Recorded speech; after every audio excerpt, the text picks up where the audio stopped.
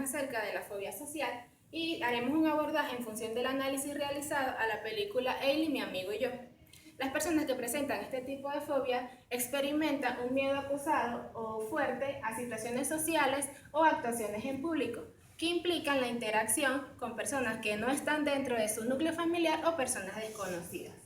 También presentan lo que es una inseguridad ante estas situaciones anteriormente mencionadas, y esto interfiere o tiene unas repercusiones en las interacciones cotidianas del individuo, porque presenta timidez y vergüenza ante estas situaciones que implican la interacción con los demás. También ante estas situaciones ya mencionadas se presenta una ansiedad inmediata que está asociada también a una activación fisiológica exacerbada, vinculada con lo que son las palpitaciones, la tensión muscular, la boca seca, vacío estomacal, entre otros. La persona o individuo que tiene o padece este tipo de fobia presenta un temor a la evaluación de las demás personas o al escrutinio de las demás personas acerca de su persona. Y reconoce que este temor o esta reacción que él manifiesta es irracional. Además, estas personas tienden a evitar la situación temida. Ellas intentan controlar las manifestaciones anteriormente mencionadas, pero esto realmente se vuelve insoportable para la persona y por eso recurre a lo que es la evitación, alejarse o evitar la situación que teme, que en este caso serían las situaciones que implican relacionarse con los demás. Además, el DSM-4 en uno de sus criterios plantea que este tipo de fobia se caracteriza por presentar estas reacciones ya mencionadas, pero que no se deban al uso de sustancias o alguna otra enfermedad.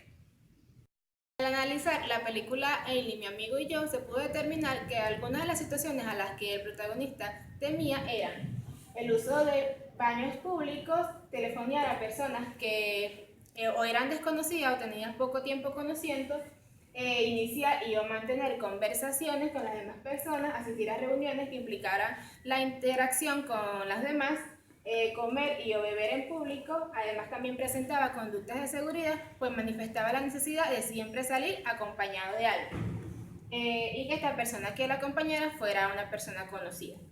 Y también se presentaba una preocupación anticipada, pues esta preocupación se manifestaba incluso días o semanas antes de la situación o, por ejemplo, la reunión que iba a implicar que se relacionara con demás personas.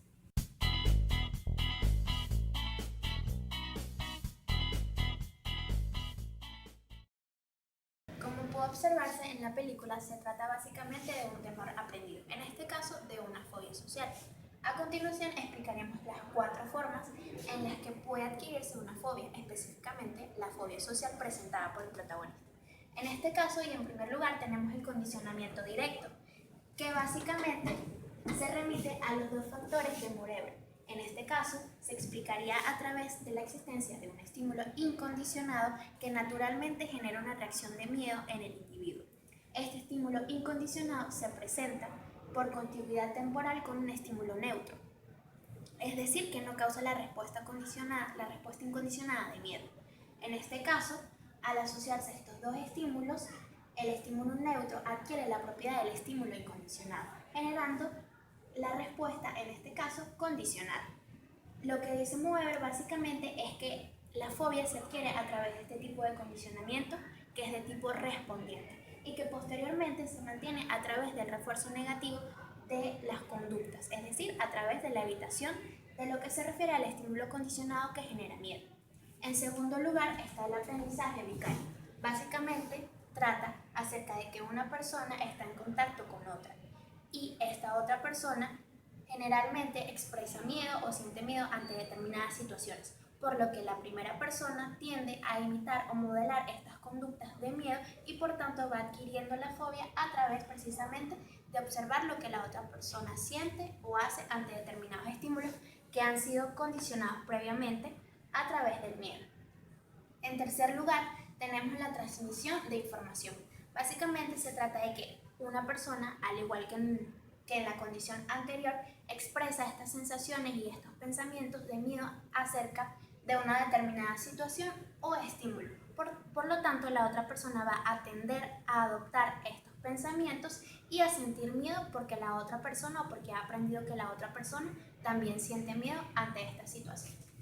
Y por último tenemos el déficit de habilidades, que es básicamente lo que se observa en el protagonista de la película, debido a que precisamente este no cuenta con el repertorio básico de habilidades sociales para generar y mantener, además de finalizar estas interacciones sociales de manera competente. Porque como observamos, se trataba de una persona que vivía prácticamente aislada con su madre y por tanto no tenía las habilidades ni la capacidad de aprender estas mismas capacidades ni de la madre y tampoco tenía la capacidad de observarlas en otras personas. En función de los factores propuestos por Moeller, tenemos acá intentando hacer un acercamiento a la adquisición de la conducta presentada en la película, que precisamente se observa que el estímulo incondicionado en este caso sería el déficit de habilidades que presenta el protagonista. Y la respuesta incondicionada en este caso sería el miedo, precisamente tomando en consideración que de forma muy común las personas suelen, ante determinadas situaciones en las que no saben actuar o no tienen las capacidades, sentir miedo o ansiedad debido a que tienen que expresar o efectuar algo que simplemente no saben hacer. Por tanto, el estímulo incondicionado sería este déficit y la respuesta incondicionada sería el miedo como tal. En este caso, el estímulo neutro que se asocia a ese estímulo incondicionado sería la variedad o la variabilidad de situaciones sociales en las que debería o puede ponerse en práctica esa habilidad que genera ansiedad debido precisamente al déficit que se presenta. Entonces, el protagonista llega a asociar el miedo con estos estímulos condicionados como el hablar con las personas, iniciar conversaciones y este tipo de eventos sociales, generando la respuesta condicionada de miedo. Como tal, cuando se siente miedo, el individuo va a tender a huir o evitar el mismo miedo. Por tanto, estas conductas de evitación se mantienen por reforzamiento, es decir, se aleja de la sensación aversiva que le causa el estímulo condicionado, en este caso, a las situaciones sociales previamente mencionadas. En lo que respecta al análisis funcional de la conducta y a su mantenimiento, tenemos la relevancia de lo que son las variables disposicionales. En este caso, específicamente la historia del condicionamiento, puesto que, como se observó, él ha aprendido que su conducta o en lo que se refiere a los estímulos aversivos o las sensaciones aversivas que le genera, puede evitarlas a través del reforzamiento negativo. Por tanto, cada vez que se presentan situaciones sociales similares, él va a tender a alejarse de ellas simplemente porque le generan ansiedad, lo que refuerza su conducta de evitación y posteriormente su conducta fóbica. En lo que se respecta evolutivo, se tiene que el protagonista de la película, que se asume tiene una edad entre 40 y 50 años, debería tener ciertas habilidades desarrolladas respecto precisamente al momento de la vida en la que se encuentra. Entonces tenemos que hay una ausencia de la consolidación de relaciones amistosas que sean duraderas y que sean estables. Por tanto, esto determina también cómo será su respuesta ante las situaciones sociales fóbicas y por tanto van a perpetuar la ansiedad, el miedo y la evitación a las mismas. En lo que se refiere a la historia interconductual, se nota y es bastante evidente que se trata de un individuo que tiene una deficiencia en lo que se refiere a las habilidades de interacción con las demás personas.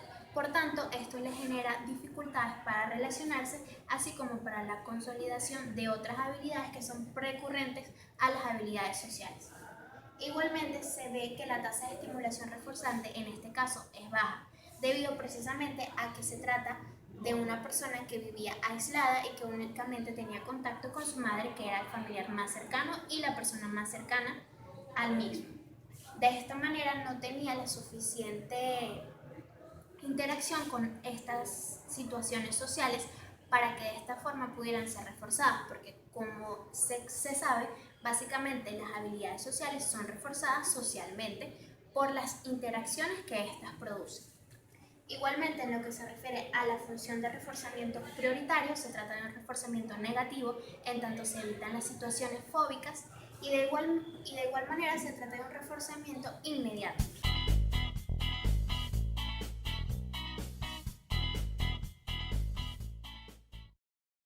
Con relación al tratamiento cognitivo-conductual para abordar lo que es la fobia social, se tienen 4 herramientas o técnicas que son las más relevantes y estudiadas hasta el momento. La primera de ellas es la terapia de exposición. Este tipo de terapia consiste en exponer al paciente al estímulo condicionado, a ese estímulo que le genera ansiedad, es decir, a estas situaciones sociales donde tiene que interactuar con otras personas. ¿Cómo se realiza la terapia de exposición? Pues se debe realizar una construcción de una jerarquía tomando en consideración las unidades subjetivas de ansiedad del paciente, es decir, es desde situaciones que representen un grado menor de ansiedad hasta situaciones que representen un grado mayor de ansiedad.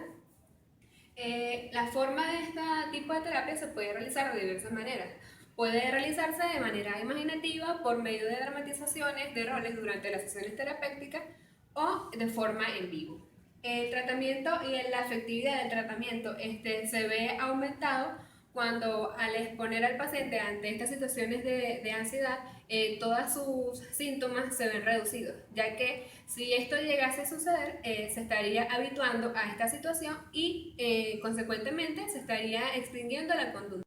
Con fobia social tienden a anticipar o a catastrofizar todas estas situaciones sociales que aún no han ocurrido. Y para ello, para contrarrestar todos estos pensamientos o creencias disfuncionales, se tiene la terapia de reestructuración cognitiva.